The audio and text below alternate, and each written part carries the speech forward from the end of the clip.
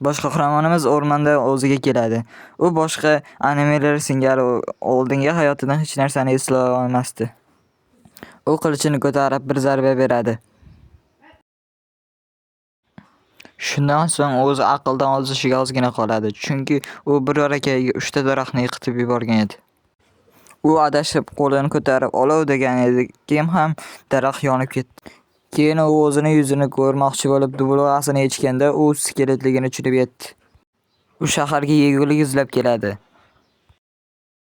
Keyin esa bir tor ko'chada ikki kishining gaplashayotganini eshitadi. Ulardan biri elfligini ko'rib shokka tushadi. Bu rostdan ham sehrli dunyomi deb. U boshqa animeda ko'rganidek Gilzaga keladi. Gilzada unga sehrli mavjudotlarni ovlash topshirig'ini beradi. U birinchi sehrli mavjudotni topadi va ikkiga bo'lib yuboradi. U qaroqchilar hujum qilayotgan ritsarlarni ko'rdi. U nihoyat ritsarlarga yordam berishga qaror qildi. U bir zarbada 3 qaroqchini ikkiga bo'lib yuboradi. Qizlar rahmat aytib o'zini tanishtiradi. Keyin ular unga bitta ot sovg'a qiladi.